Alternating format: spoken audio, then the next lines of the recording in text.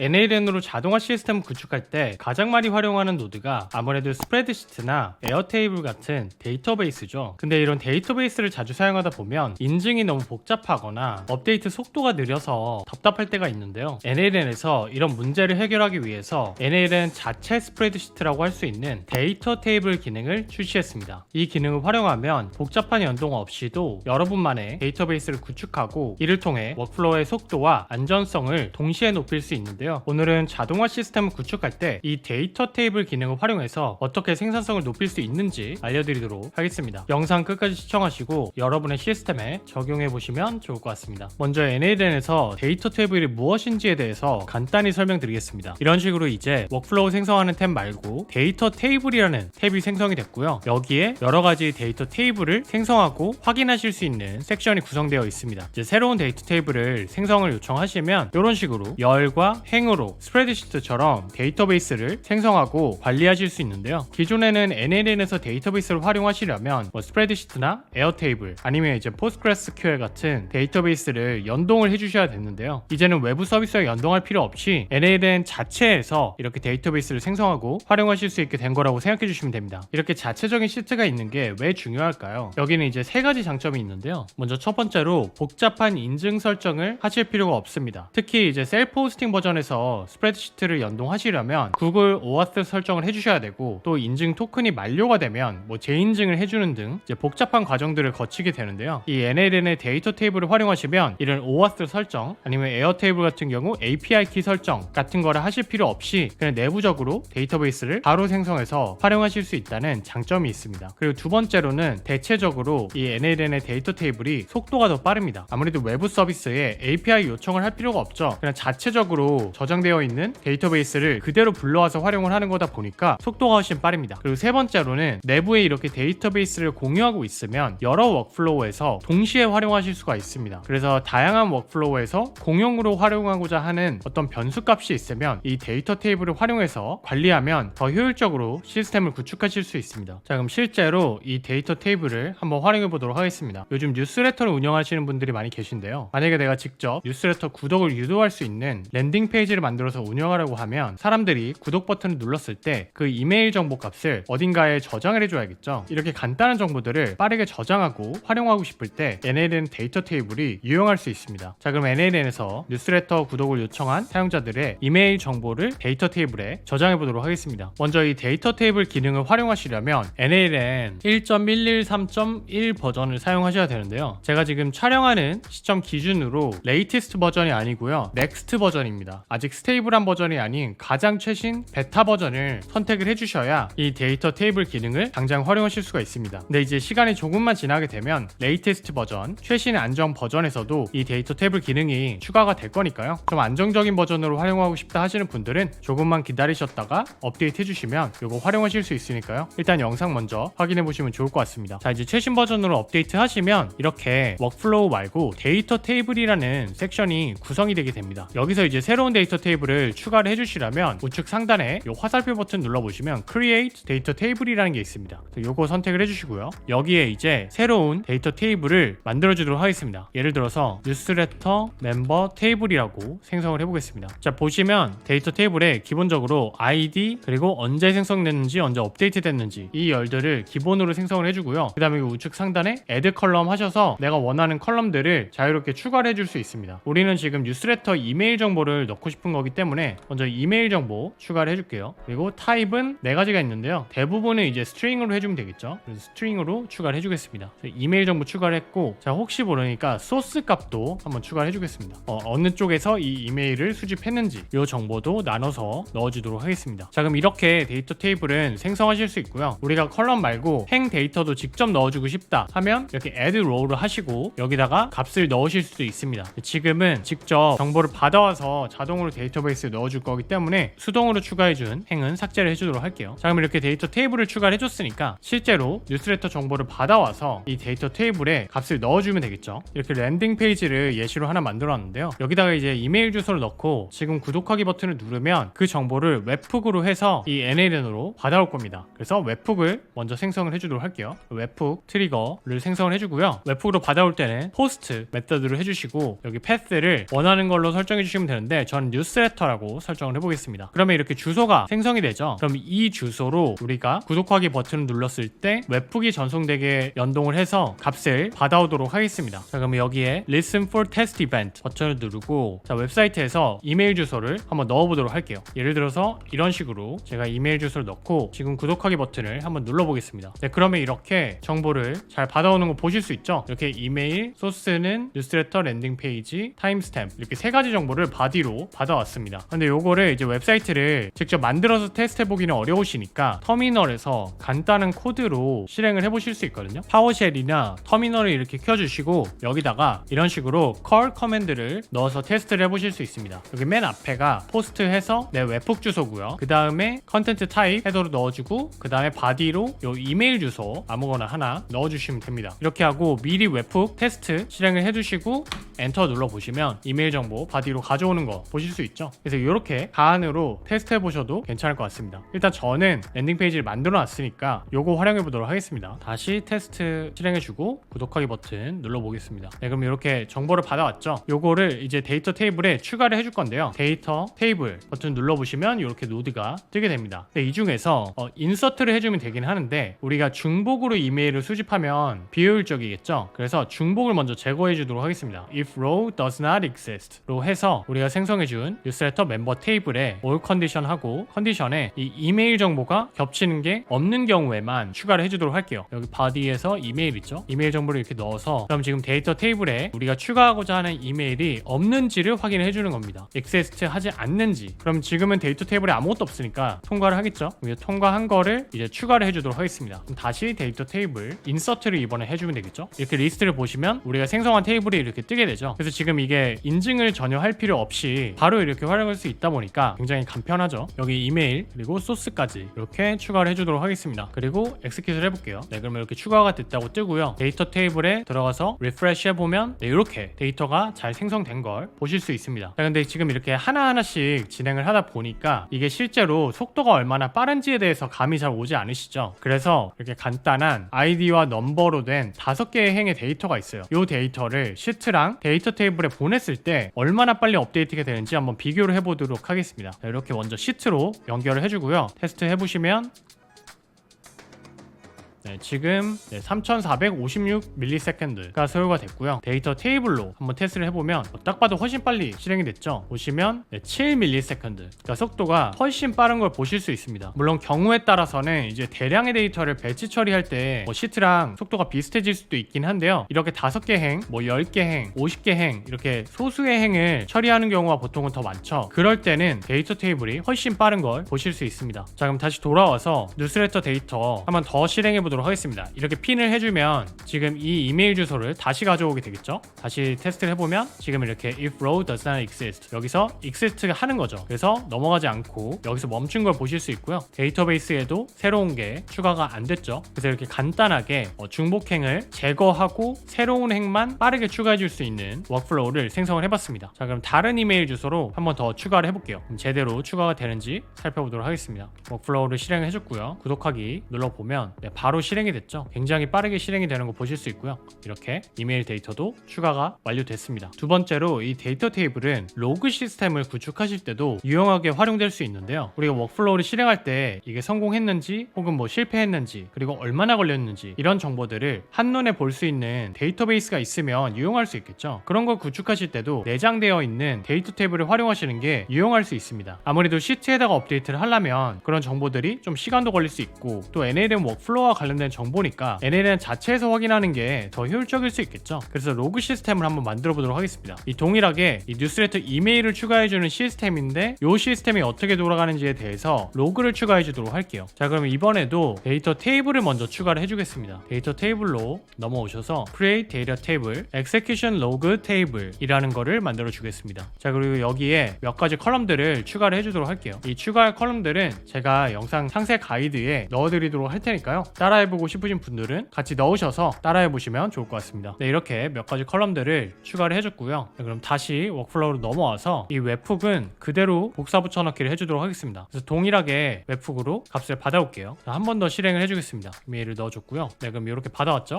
이거를 핀을 해줄게요. 우측 상단에 핀 버튼 눌러주시고요. 이 세 개의 값으로 이제 활용을 해보도록 하겠습니다. 자, 그럼 이렇게 웹훅이 넘어왔을 때 로그를 기록을 해줘야겠죠. 기록을 하고 그 다음에 데이터 테이블에 저장을 해주셔야 되는데 기록을 할 때 코드 노드를 활용을 해주도록 하겠습니다. 이렇게 코드를 선택을 해주시고요. 자바스크립트 해서 여기다가 이런 식으로 해서 우리가 데이터 테이블에 넣을 값들을 매핑을 해줄게요. 자, 그리고 한번 테스트를 해보면 네, 이렇게 로그 값을 출력을 잘 해주죠. 이 코드도 제가 가이드에 넣어드리도록 하겠습니다. 이런 식으로 저는 이제 기록을 하고 싶은 내용들을 구분해서 생성을 해준 거고요. 스타트 로그라고 이름을 변경을 해주겠습니다. 자, 그 다음에 이제 데이터 테이블로 이게 존재하는 이메일인지 아닌지를 체크를 해줘야겠죠. 기존에는 이 row does not exist 노드를 활용을 했었는데 이번에는 이제 중복이 되는 건도 중복이 됐다라고 로그를 작성을 해줄 거예요. 그래서 두 개를 구분해주기 위해서 다른 노드를 사용을 할 겁니다. 요 get row를 사용하도록 할게요. get row를 사용하고 여기서 뉴스레터 멤버 테이블 매치해서 이메일 값이 매치가 되면 이제 넘겨주도록 이렇게 설정을 해보겠습니다. 그리고 여기서 아웃풋이 항상 나와야겠죠. 그래서 always output data로 이렇게 설정을 해주겠습니다. 네, 그리고 이제 execute 스텝 해보시면 네, 지금 값이 나왔죠. 나온 이유는 제 이메일 주소로 지금 요청을 해줬는데 그 이메일 주소가 이미 여기 테이블에 보시면 이미 존재를 하죠. 그래서 이제 중복이 되는 거기 때문에 통과를 한 겁니다. 그러면 이 값을 이제 구분을 해주기 위해서 if 노드를 추가를 해줄게요. if 노드를 추가해주고 이 앞에 get row의 값이 존재를 하면 우리가 데이터 테이블에는 추가해주지 않고 중복이 됐다라는 걸 로그에 기록을 해줄 거고요. 만약에 이게 존재하지 않는다라는 건 매칭되는 값이 없다는 거죠. 그러니까 신규 값이겠죠. 그러면 이제 신규 데이터를 데이터 테이블에 추가해주고 그 다음에 이제 완료를 했다는 로그를 생성해주도록 하겠습니다.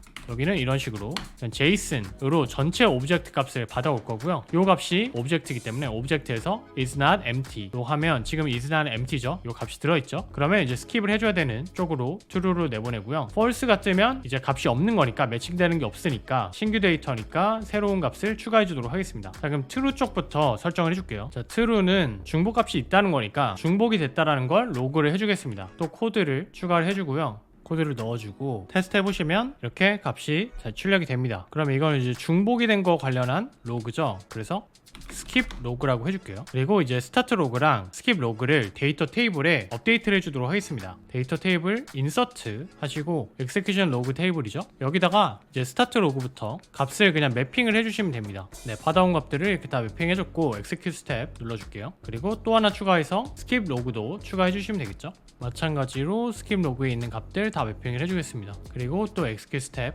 해주도록 하겠습니다. 네, 그러면 이제 중복 값이 들어왔을 때 스타트 로그와 skip 로그를 추가해주는 작업을 완료했습니다. 그러면 이제 신규 값이 들어왔을 때 처리도 해주도록 하겠습니다. 신규 값은 먼저 데이터 테이블에 새로운 이메일 값을 먼저 넣어줘야겠죠. 그래서 데이터 테이블에서 insert row 하시고 뉴스레터 테이블에 이메일이랑 소스 값을 먼저 추가를 해주도록 하겠습니다. 신규 값이다 하면 앞에 웹훅 정보에서 이메일이랑 소스 값을 추가를 해주겠습니다. 완료가 됐다는 로그를 생성을 해줄게요. 코드 추가해주고 여기서 또 이렇게 코드를 넣어주도록 하겠습니다. 그 다음에 여기도 스타트 로그랑 컴플리트 로그라고 할게요. 컴플리트 로그를 또 데이터 테이블에 추가해주면 되겠죠. 요거 이제 새로운 값을 또 테스트를 해주기 위해서 새로운 이메일을 하나 먼저 보내주도록 할게요.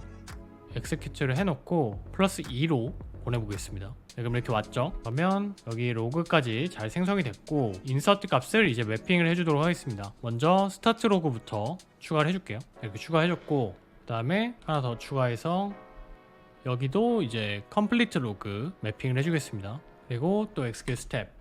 네, 그럼 생성이 끝났고요. 우리가 테스트하면서 지금 execution log 테이블에 몇 가지 데이터가 들어가 있는데 요거를 삭제하고 한번 새롭게 테스트를 해보겠습니다. 이렇게 맨 위에 체크박스 누르시면 전체 로우가 선택이 되고요. delete 해주시면 되고 다시 한번 테스트를 해보겠습니다. 여기서 execute workflow 하시고 먼저 중복이 되는 값을 넣어보도록 할게요. 우리가 아까 플러스 1은 이미 테스트를 했었거든요. 중복이 됐기 때문에 이렇게 중복 쪽으로 넘어와서 skip 로그가 생성이 됐겠죠. 그리고 스타트 로그랑 skip 로그를 추가를 해줬을 겁니다. 여기서 새로 고침해보면 이렇게 로고가 추가가 됐죠. 스타트했고 체크했더니 이제 중복값이 존재했다. 그래서 스킵이 됐다. 그리고 얼마가 걸렸고 웹훅으로 왔다. 어떤 이메일이었다. 라는 거를 다 확인하실 수가 있습니다. 그래서 사실 이 컬럼 값들이 중요하다기보다는 우리가 이렇게 워크플로우를 실행할 때 이렇게 로그 값들을 생성을 하고 그거를 데이터 테이블에 넣어주면 굉장히 빠르게 이 로그 값들을 바로 업데이트를 해주고 관리할 수 있다. 그 부분에 초점을 맞춰주시면 좋을 것 같아요. 자, 이번에는 신규 데이터도 한번 넣어보면 좋겠죠. 굿이 플러스 3으로 한번 해볼게요. 플러스 3은 추가를 해준 적이 없죠. 다시 한번 엑스큐트 하고요. 플러스 3이 부족하기를 눌렀습니다. 그러면 이렇게 밑으로 컴플리트 로그가 생성이 됐겠죠. 다시 데이터 테이블을 보시면 이렇게 인서트 서브스크라이버 이렇게 추가가 된 거 보실 수 있습니다. 이렇게 로그 값을 생성해서 데이터 테이블에 업데이트를 해주시면 효율적으로 로그를 관리하고 퍼포먼스 이슈가 있을 때 체크하고 유지 보수하는데 도움을 받으실 수 있습니다. 자, 마지막으로 만들어 볼 시스템은 AI 프롬프트나 설정값 등을 관리해주는 시스템입니다. 요즘은 워크플로우를 생성할 때 AI 노드를 많이 활용하게 되죠. 근데 이제 AI 노드별로 뭐 활용하고 싶은 모델이라던가 유저 프롬프트, 시스템 프롬프트 같은 게 매번 변경될 수 있는데요. 그럼 그 변경되는 거를 다양한 워크플로우에 다 반영을 해줘야 되면 관리가 굉장히 비효율적일 수 있겠죠. 그래서 이런 AI 설정과 관련된 템플릿을 데이터 테이블로 관리하시면 굉장히 유용하게 활용하실 수 있는데요. 이번에는 데이터 테이블에서 프롬프트 테이블이라는 걸 하나 만들어 보겠습니다. Create 데이터 테이블 하시고요. 프롬프트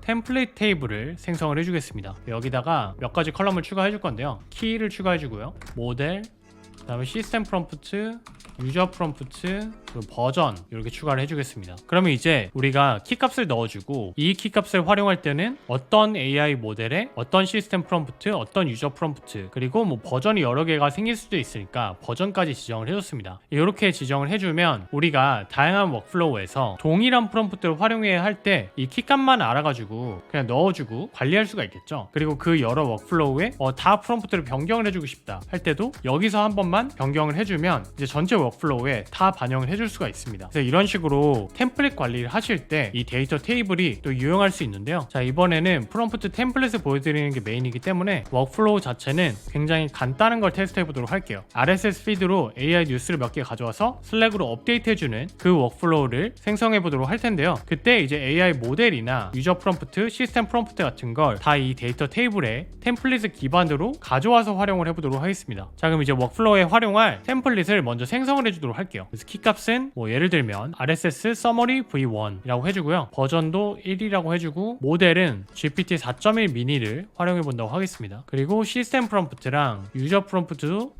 이렇게 넣어주도록 할게요. 여기에 유저 프롬프트에 이렇게 앞에 노드 값을 어떻게 가져오는지도 이제 지정을 해줬습니다. 그러면 이제 이 템플릿 값을 가져와서 한번 슬랙에 메시지를 보내봐야겠죠. 트리거 노드는 클릭했을 때 트리거를 해주도록 하고요. 가장 먼저 우리가 템플릿 값을 받아오도록 할게요. 그러면 get row를 해주시면 되고요. 프롬프트 템플릿 테이블에서 필터를 키값으로 필터를 해줘야겠죠. 그리고 아까 키값이 이거였습니다. RSS Summary V1. 그래서 이 키값을 가지고 있는 행을 가져와 주도록 하겠습니다. execute 스텝 보시면 이렇게 값을 잘 가져왔죠. 그럼 이제 모델이랑 프롬프트 값을 다 받아왔으니까 요거 이제 그대로 활용할 수가 있겠죠. 그리고 나중에 이제 템플릿화를 해놨기 때문에 우리가 RSS Summary V1 키값으로 저장해 놓은 템플릿을 다른 워크플로우에서도 활용할 수 있잖아요. 여기서 이 키값에 해당하는 모델이나 프롬프트 값만 수정해주면 이 키값을 가지고 있는 모든 워크플로우에 바로 이제 연동해서 적용을 해줄 수 있는 겁니다. 그러면 이렇게 받아왔고 그 다음에 RSS 피드로 간단히 뉴스 정보를 받아와 보겠습니다. 이렇게 테크크런치의 AI 피드 받아왔고요. 또 리밋 노드로 한 5개만 추려줄게요. 5개 추려주고 추려준 걸 또 합쳐주겠습니다. 하나의 노드 값으로 all items로 이렇게 합쳐주시면 이렇게 5개 값이 하나의 아이템으로 이렇게 합쳐지게 됩니다. 그러면 이제 요거를 가지고 챗GPT 노드로 메시지를 생성을 해줄게요. 메시지 모델 선택을 해주시고요. 여기 모델 값을 이제 직접 선택하는 게 아니고요. 익스프레션으로 하셔서 이 앞에 get row에서 받아온 거 있죠. 요거를 이제 매핑을 해줄 거예요. 이렇게 매핑 해주시고요. 모델 값 매핑 해주시고 유저랑 시스템도 그대로 템플릿에 있는 값을 넣어주도록 하겠습니다. 네, 이렇게 넣어줬고요. 그 다음에 한번 execute 스텝을 해볼까요? 네, 그러면 이렇게 잘 만들어주죠. 요거를 이제 그럼 슬랙으로 보내주면 되겠죠.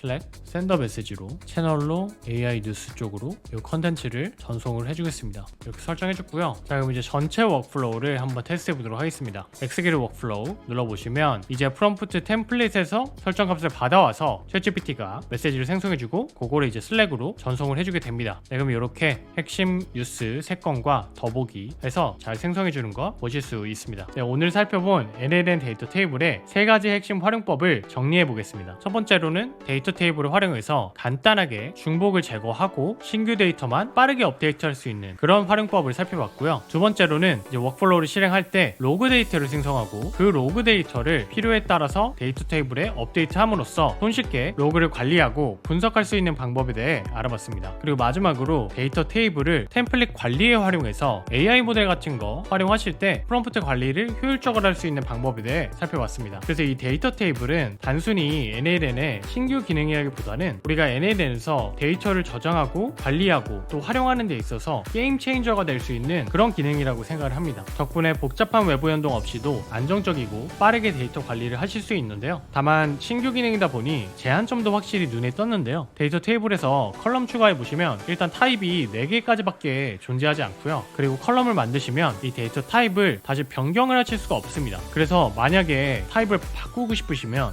컬럼을 지우고 다시 생성을 해줘야 된다는 그런 단점이 있습니다. 또 아직 키값 설정 같은 게 안 됩니다. 그래서 우리가 노드에서 이렇게 중복값을 제거하는 작업을 하지 않으면 이 데이터 테이블 자체에서는 어떤 키값을 인식해서 중복값이 들어가지 않게 자동으로 시트 자체가 무결성을 지원하지는 않는다라는 점도 참고하시면 좋을 것 같고요. 그리고 마지막으로 여기 보시면 한 페이지에 50개 행까지밖에 확인을 하실 수가 없습니다. 그래서 그런 부분도 아직은 좀 이 데이터 테이블로 관리하는 데 있어서 한계점이라고 보시면 될 것 같아요. 이런 단점들은 아마 버전 업데이트가 되면서 점진적으로 개선을 해 나가지 않을까 싶습니다. 여러분은 혹시 어떤 워크플로우에 이 데이터 테이블을 적용해보고 싶으신가요? 댓글로 의견 남겨주시면 좋을 것 같고요. 그럼 저는 또 생산성을 높일 수 있는 시스템을 구축하는 방법을 가지고 찾아뵙도록 할 테니까요. 관심 있으신 분들은 구독과 좋아요, 알림 설정해주시면 감사하겠습니다. 지금까지 시민개발자 구시였습니다.